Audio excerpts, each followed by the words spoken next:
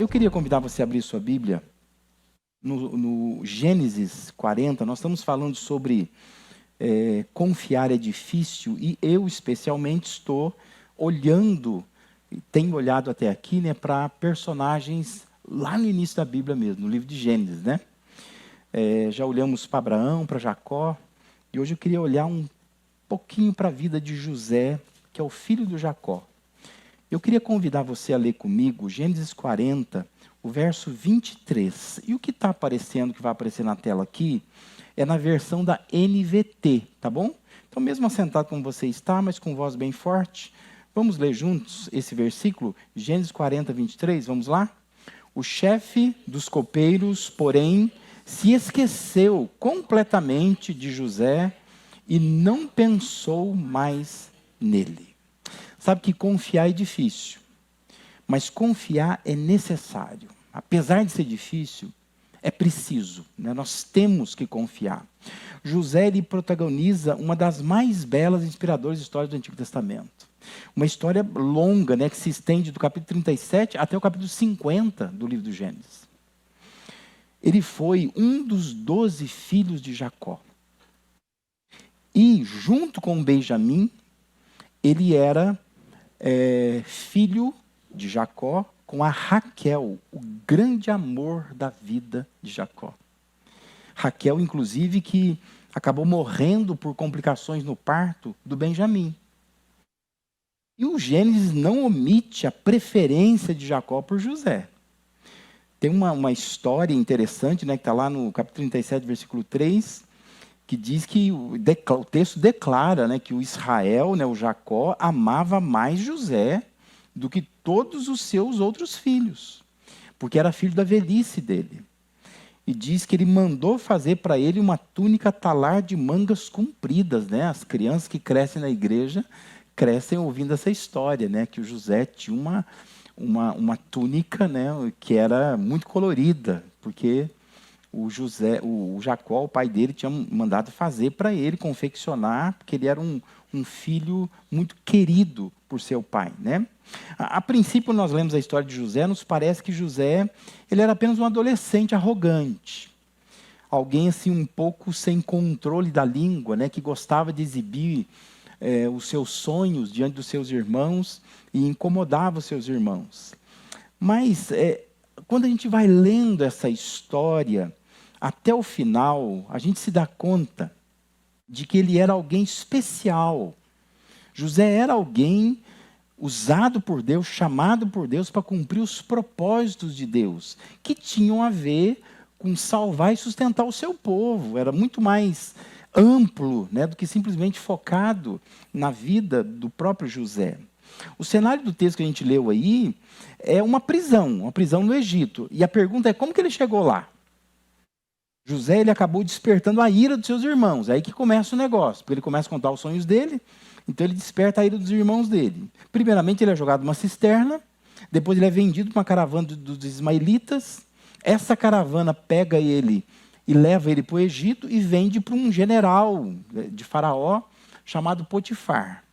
Nesta casa ele serve muito bem, servindo muito bem, de escravo ele passa a ser mordomo da casa. Sendo mordomo da casa, diz a história lá que um dia ele ficou sozinho na casa só com a mulher do Potifar. E a mulher do Potifar tentou e, de fato, assediou o José. E o José rejeitou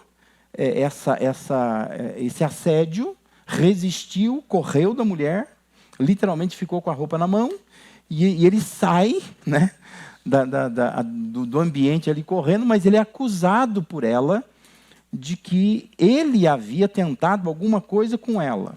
E aí ele acaba preso. É aí que ele chega na prisão ali. Mas na prisão, em função do seu comportamento, José ganha o privilégio de ser alguém que cuida dos outros presos. E por ter esse privilégio, ele tem acesso a uma conversa especial com o padeiro e com o copeiro do faraó, que também ficam presos por um tempo. E ele tem acesso a eles e tem o privilégio de conversar, interpretar os sonhos deles. E no caso do copeiro aí, que é o texto que nós lemos, apontava, né, o sonho para a restituição desse copeiro ao cargo dele diante de Faraó, José então pede a ele que comente com Faraó. Quando você estiver lá, comenta com ele que você me conheceu aqui e que eu estou aqui numa prisão injusta. Mas o fato é que o texto diz que o copeiro nada diz acerca do ocorrido. O texto fala que nem pensou no José. Ele se esqueceu de José completamente. Entre Gênesis 40, verso 23, que é o verso que nós lemos, e o verso seguinte, que é o 41:1, passam-se 2 anos. 2 anos entre o esquecimento e a memória despertada do chefe dos copeiros. Para José, embora fosse difícil, confiar era uma necessidade. Aliás, em muitos momentos da história de José, a gente percebe que era a única coisa que José podia fazer era confiar. Olhar para Deus e confiar. Porque todo o cenário em volta não era dos melhores. É difícil a gente confiar quando nós temos que lidar com algumas sensações, alguns sentimentos, que nem sempre são fatos reais. Mas esses sentimentos surgem dentro de nós. O problema não era apenas as circunstâncias que José estava experimentando. O problema eram as sensações que essas circunstâncias poderiam produzir no coração dele. Eu queria falar um pouco sobre isso nesta noite aqui, né? Nem sempre o que você sente é o que está acontecendo. Nem sempre o que você sente com relação a Deus, de fato é verdade sobre Deus. Com quais sentimentos José teve que lidar? Quais sensações ele despertou ali, aquela circunstância despertou, ele teve que lidar com isso. É difícil a gente confiar quando a gente tem que lidar com esses sentimentos contraditórios. Quando a Bíblia diz que Deus é assim, mas você não sente assim. Sabe? Quando diz assim, Deus é poderoso, mas não sinto isso, né? Deus é amoroso. Não comigo, parece, né? Deus tem propósito. Não para mim. Porque uma coisa é o que a Bíblia fala, outra coisa é o que eu estou sentindo com relação a Deus. Um dos sentimentos que José teve que lidar é o sentimento da acusação, ou seja, do sentir-se acusado. Veja que Gênesis 39, versículo 16 e 17, dizem assim que ela, a mulher lá do Potifar, guardou o manto até o marido voltar para casa. Então contou-lhe a sua versão da história. O escravo hebreu que você trouxe para nossa casa tentou aproveitar-se de mim, disse ela. Essa é a versão dela, o texto diz, não é? Porque não é a verdade, não foi isso que aconteceu. José ele foi preso não porque ele praticou o mal. José foi preso porque ele foi acusado de fazer o mal, embora tivesse resistido ao mal. E aí ele cai na prisão. E aí está um sentimento muito ruim que a gente pode experimentar. O de estar sendo punido por algo que de fato a gente não fez. Você já teve essa sensação? Esse sentimento? Aquela frase popular, né? Parece que tem alguém lá em cima que não gosta de mim. Né? Tudo dá errado na minha vida. Eu tento fazer tudo certo, mas parece que tudo dá errado. José fez o que era certo diante de Deus. Como consequência, ele sofreu. Ele estava preso, sofrendo. E isso é particularmente difícil para a fé. Porque todos nós nutrimos uma expectativa silenciosa. Se a gente fizer o que é certo, Deus vai cuidar para que tudo dê certo. Não é a expectativa que você tem? Então você vem na igreja, você ouve um sermão, você louva a Deus, você começa segunda-feira dizendo assim, semana eu vou fazer tudo certo. A expectativa é que quando chegar no sábado, quando a semana estiver encerrando, eu vou olhar para trás e vou ver assim, ó, tudo deu certo, viu? Porque eu fiz tudo certo. E Deus me abençoou. Agora está tudo certo. Só que não acontece isso, né? Às vezes, bem na semana que você resolve fazer tudo certo, parece que tudo deu errado. E dá uma vontade de passar a fazer tudo errado então. Já que tudo certo que eu fiz não deu certo, não virou, né? Não deu bom, como a gente diz, né? Não teve bons resultados. José teve essa sensação. Estou fazendo as coisas certas, mas as coisas não estão dando certo. O resultado não é aquilo que eu esperava. A história de José mostra que fazer o certo não nos isenta de sofrer injustamente. E talvez aqui esteja uma grande lição para nós, né?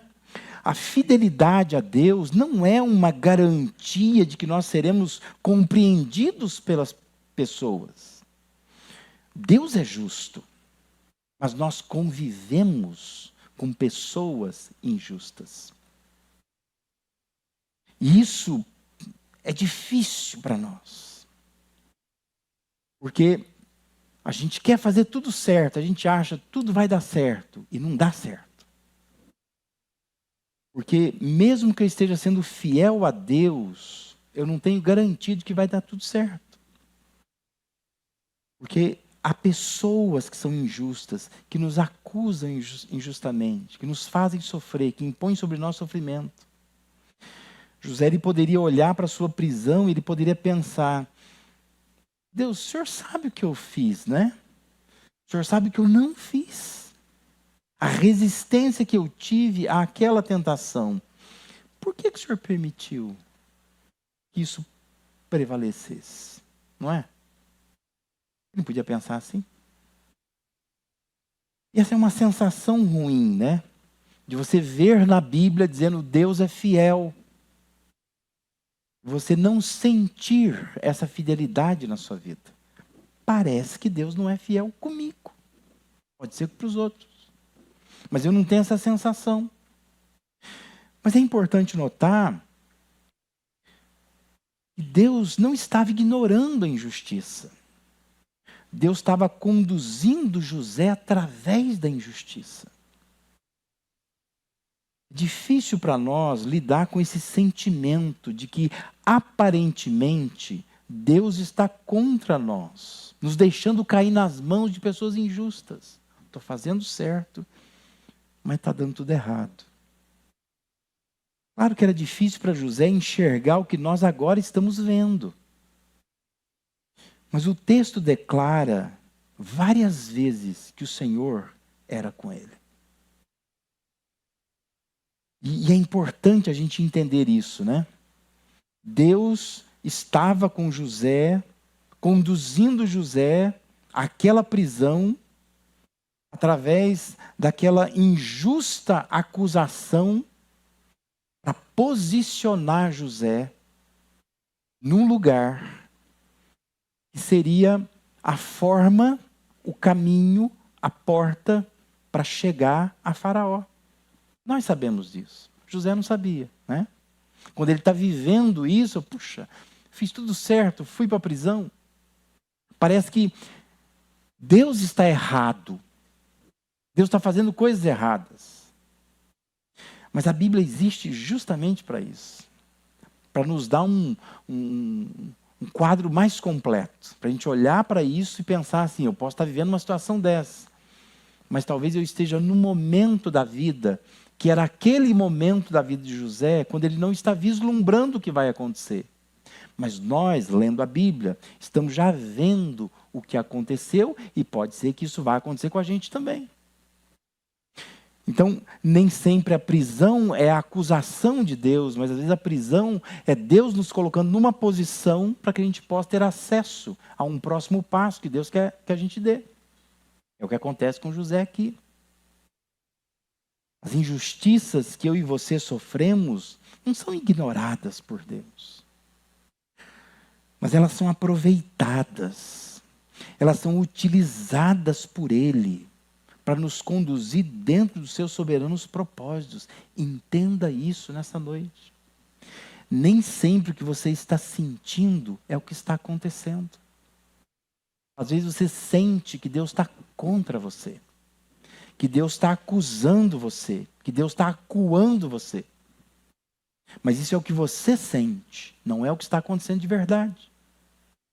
Porque às vezes o que está acontecendo de verdade é que Deus está te movimentando para um lugar, para uma posição, aonde dali você vai ter acesso a algo que só Deus pode te levar, e Ele te leva, te conduz por meio de injustiças. Deus não desperdiça nada. Então, às vezes, para nós é uma experiência assim que não sei porque que eu estou passando por isso. Não sei porque que adianta passar por isso. Mas para Deus nada é desperdiçado. Para Deus isso deve servir e Deus vai aproveitar isso para te conduzir dentro dos soberanos propósitos que Ele tem para você. O que nós precisamos é entender que nem sempre o que a gente sente é o que de fato está acontecendo. Porque nós não estamos vendo todo o quadro que Deus está pintando aí. Esse é um sentimento que José teve que lidar, é um sentimento que eu e você vamos ter que lidar. Acusação.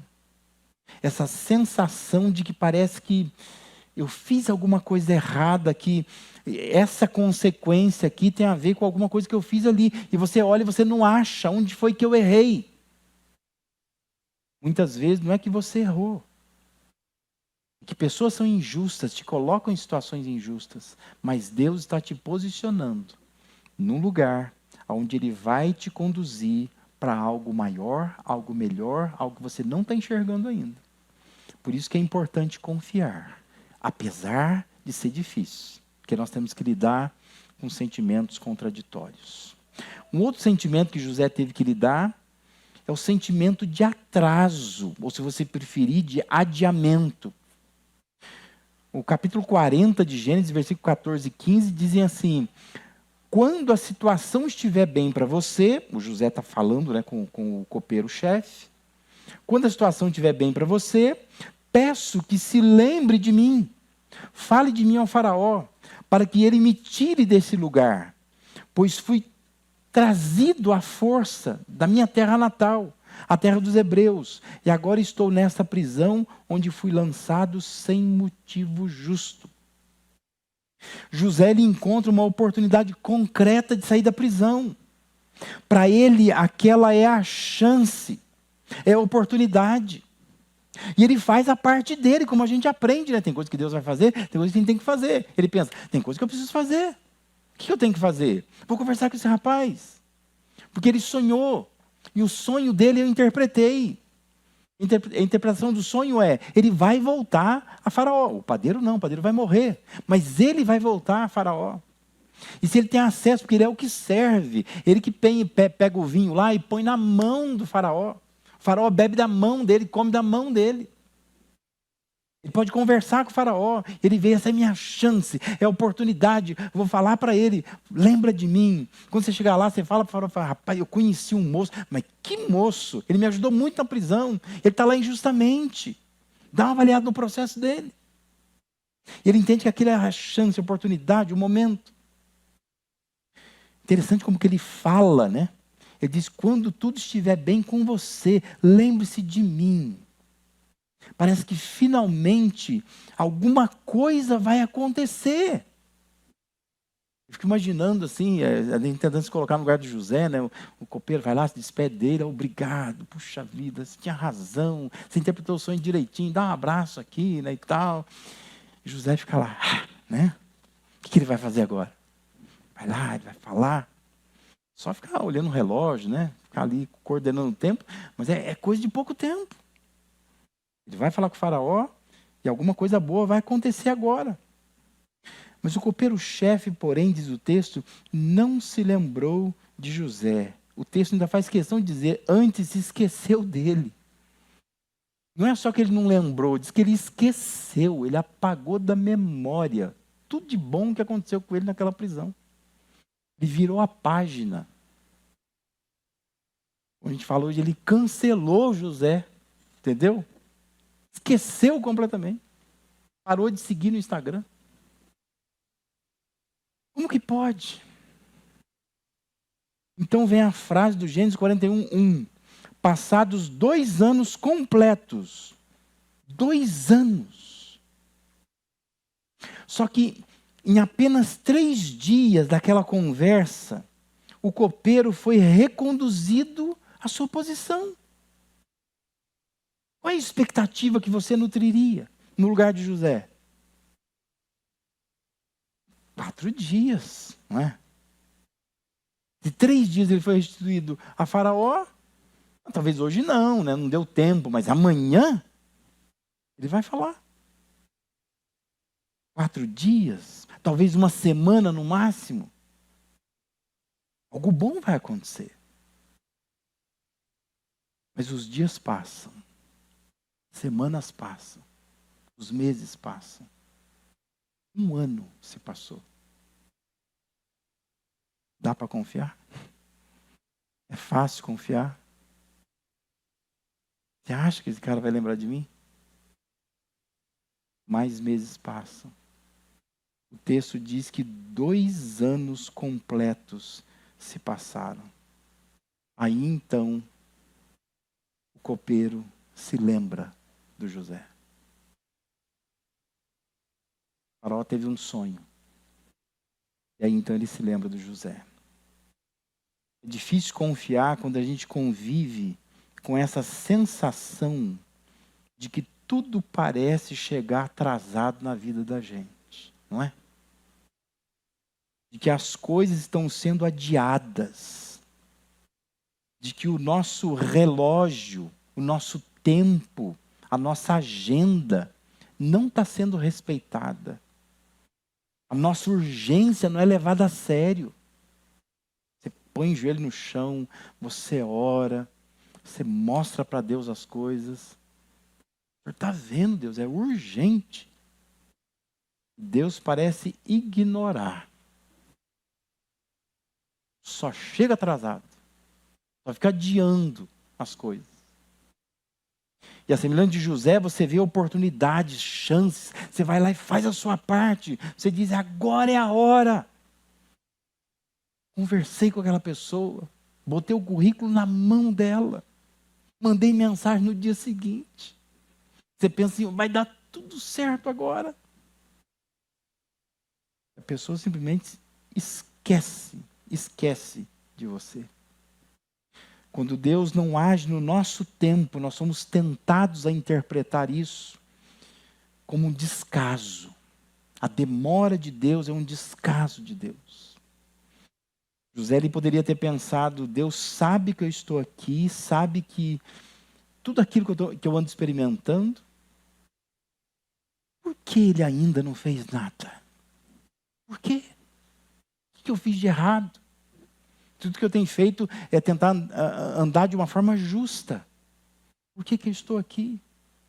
Fiz a minha parte, falei para o rapaz, ajudei ele, interpretei o sonho dele, fui generoso, fui educado, pedi com carinho, não é? O que acontece? Por que a pessoa se esquece da gente? Por que ela não faz por mim aquilo que eu pedi a ela? José, ele provavelmente não entendia porque Deus não havia usado aquela oportunidade para libertá-lo. Porque aos olhos de José, aquele era o melhor momento, a maior chance, a grande oportunidade de liberdade. Demora de Deus, ela pode ser uma das experiências mais difíceis para quem está tentando confiar. Estou tentando confiar em Deus. Mas o relógio estranho, a gente pensa, né? E Deus não respeita o meu relógio, não respeita o meu tempo, minha agenda, minha urgência, minha necessidade, nada. Minha dor, minha ansiedade, meu TDAH, nada. Deus não respeita. Simplesmente, Deus tem o tempo dele. José olhou para aquele momento e pensou, esse é o melhor momento, eu não posso perder essa chance. Foi lá, fez tudo direitinho. Conversou com o copeiro, pediu a ele, imagino eu que ele deve ter lembrado, quando foi despedido, ele falou, não vai esquecer, hein? Aí fez aquele soquinho assim, entendeu? Ó, amigos do peito, né? Chá comigo, o copeiro deve ter falado para o José. E José ali, ó, confiante, esperando. Melhor momento. Aí Aí você fica animado, né? Você fica esperando. Agora vai. Questão de uma semana no máximo, isso vai estar resolvido. 2 anos completos, diz o texto. Ele não teve nenhuma resposta até aquele dia lá. Mas quando a gente olha a história completa, nós sabemos algo que o José não sabia. Ou seja, Deus não estava atrasado. Deus não estava adiando. Deus estava preparando o momento certo. Ou seja, se para José, aquele momento que o copeiro está sendo libertado, é o melhor momento, Deus está dizendo, mas eu tenho um outro momento que é melhor ainda. Não é esse momento. E naquele momento ali, José ia ser libertado. Vai embora. Vai para casa. Vai viver tua vida. Mas o momento de Deus, você vai ser libertado sim, mas você vai se tornar governador do Egito. O homem da mais alta confiança de Faraó. Você consegue entender?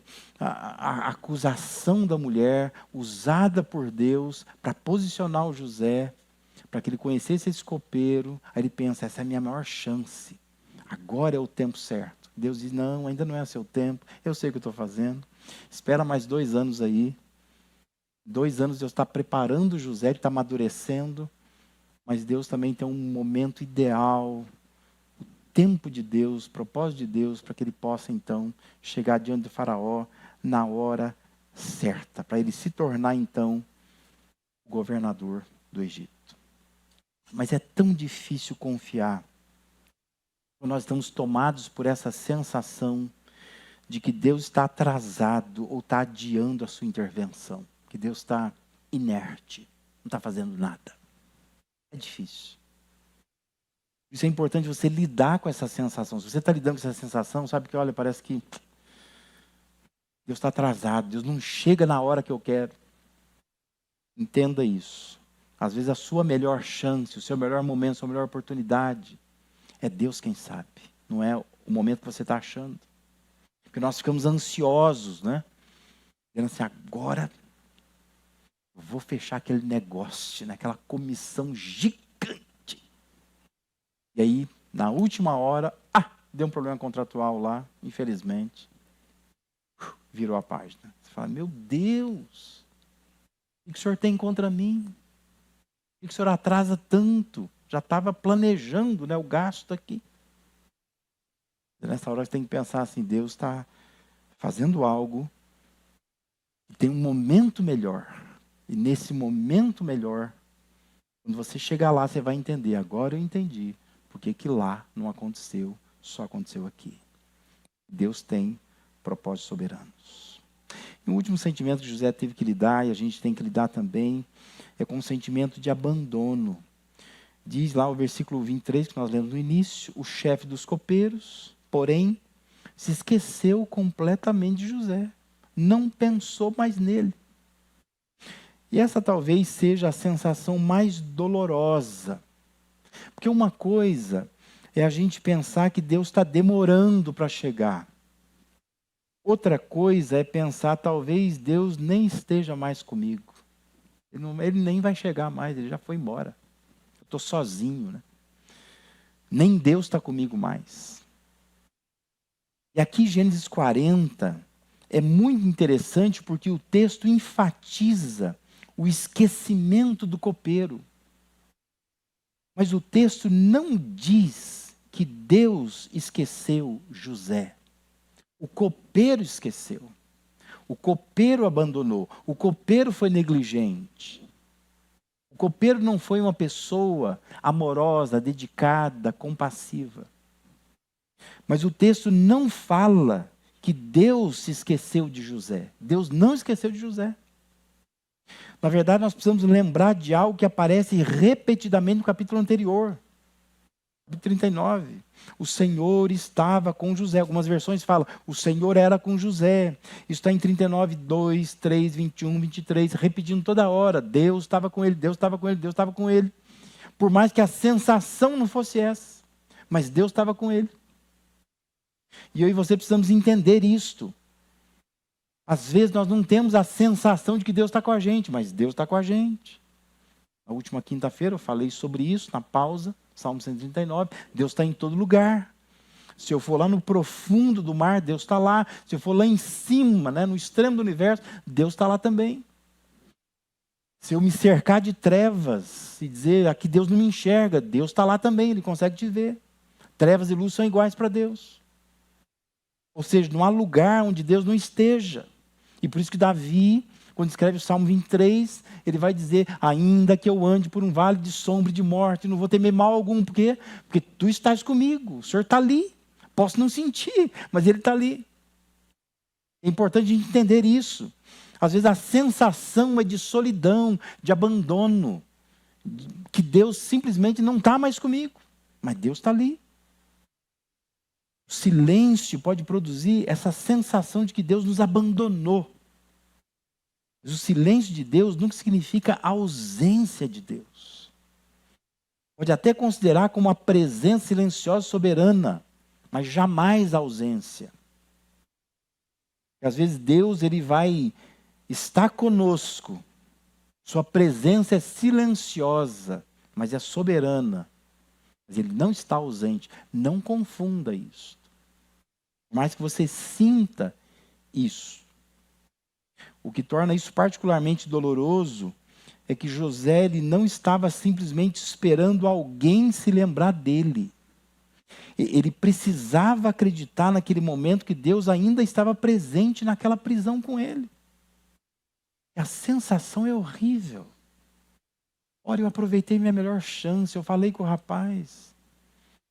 Já se passaram tantos anos já. Quase 2 anos, fico imaginando quando estava completando os 2 anos ali.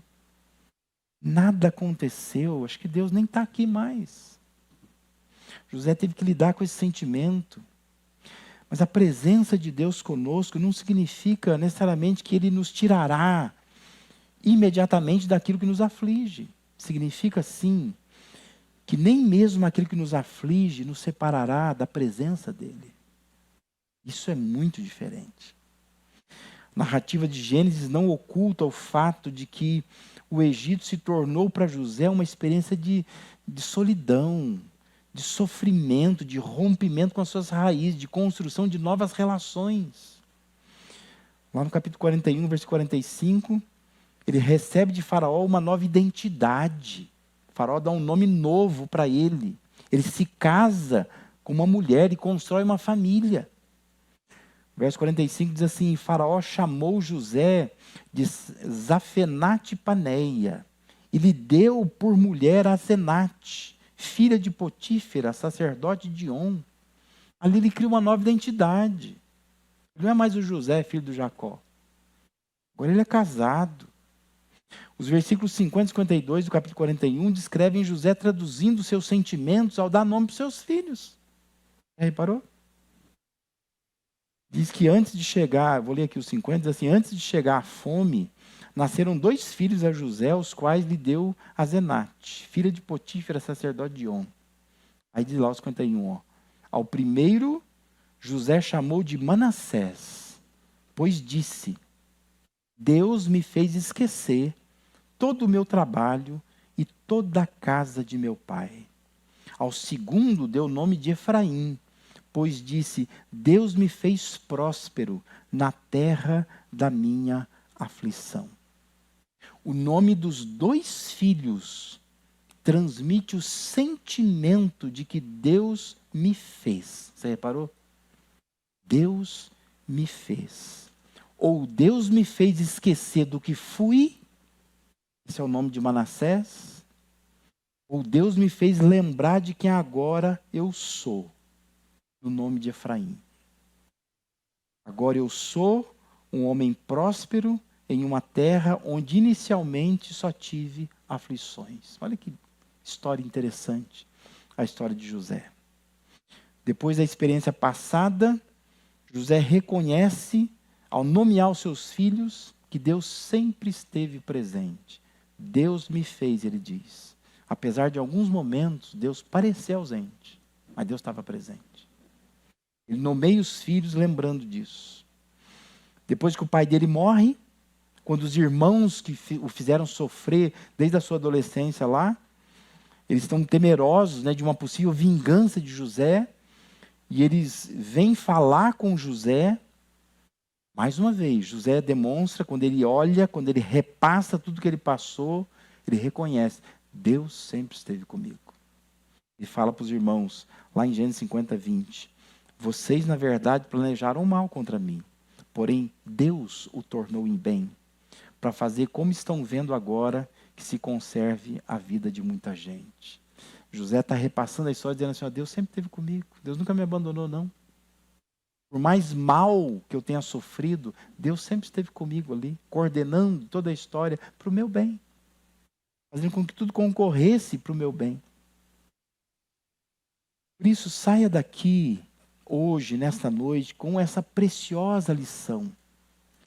Nem toda sensação provocada pela circunstância corresponde à verdade sobre Deus. Entenda isso. Vou repetir. Nem toda sensação que a circunstância provoca na gente corresponde à verdade sobre Deus. Nem tudo que você sente sobre Deus é verdade sobre Deus. Você pode se sentir acusado, mas isso não significa acusação de Deus. Você pode se sentir, ou pode sentir que as coisas estão demorando para serem resolvidas. Mas isso não significa que Deus esteja atrasado ou fora do seu divino horário. Você pode sentir ou se sentir esquecido. Mas isso não significa que Deus tenha te abandonado.